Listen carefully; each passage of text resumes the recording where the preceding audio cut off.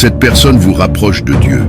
Non pas avec des mots, mais avec sa présence, avec ses attitudes, avec la façon dont elle vous regarde, dont elle vous écoute, dont elle respecte ce qu'il y a de plus sacré en vous. Elle vous rappelle d'où vous venez et où vous allez. Et peut-être n'avez-vous jamais pensé à cet angle, mais cette présence qui vous fortifie spirituellement. C'est l'un des signes les plus puissants que cette connexion n'est pas commune. Parce que ce qui vient de Dieu ne fait pas que réconforter, il transforme, ne fait pas qu'embrasser, il éveille. Certaines personnes apparaissent dans nos vies pour nous distraire, d'autres pour nous défier, mais quelques-unes apparaissent pour nous aligner, pour nous réaligner avec le ciel, avec notre cheminement spirituel, avec notre mission. Et vous le sentez. Au fond de vous, vous le sentez. Parce que lorsque vous vous en éloignez, quelque chose en vous se refroidit. La flamme continue de brûler, mais plus faiblement. Le focus est perdu. Le cœur est agité. Mais quand elle revient, c'est comme si la boussole était de nouveau pointée vers le nord. Ce genre de présence ne s'explique pas simplement.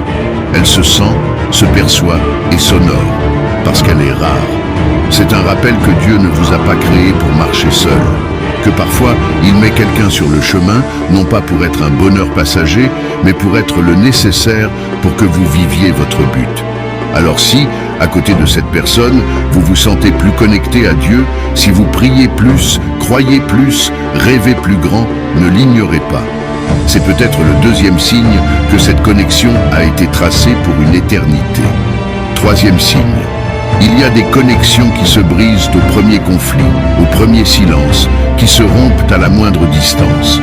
Mais quand Dieu unit deux âmes, même les douleurs les plus profondes ne peuvent effacer le lien spirituel qui y a été planté. Peut-être avez-vous déjà vécu cela. Des périodes de séparation, des blessures qui n'ont pas encore cicatrisé, des mots mal compris, des décisions qui semblaient définitives.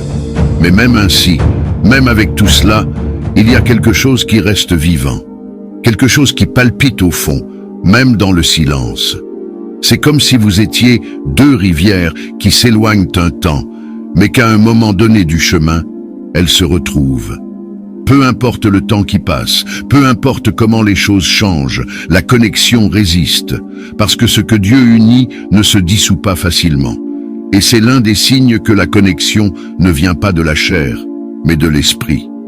Parce que quand l'amour est juste émotionnel, il est fragile. Il dépend de validation rapide et constante de l'âme. Si même avec toutes les difficultés, quelque chose en vous sent encore que cette personne fait partie de votre mission, si même avec les blessures, vous ne pouvez pas lui souhaiter du mal ou oublier la vérité, alors arrêtez-vous et écoutez. Parce que peut-être que Dieu permet la douleur, non pas pour vous éloigner, mais pour vous faire mûrir. Et c'est important. L'amour spirituel ne fuit pas la douleur. Il grandit en elle.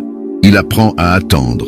Il apprend à pardonner. Il comprend que bien souvent, le temps de Dieu n'est pas le même que le nôtre, et qu'il y a des guérisons qui n'arrivent que lorsque le cœur passe par le four de la patience. Cela peut sembler de la folie à ceux qui voient de l'extérieur.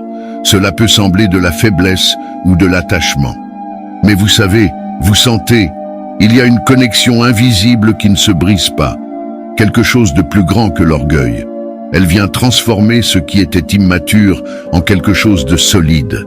Elle vient montrer que le véritable amour ne fuit pas, il attend. Alors, si vous sentez que même avec toute la douleur, cette personne fait partie de quelque chose que Dieu vous a montré, c'est peut-être le troisième signe, le signe que la connexion est spirituelle. Et pour cela, même les déserts ne peuvent la détruire.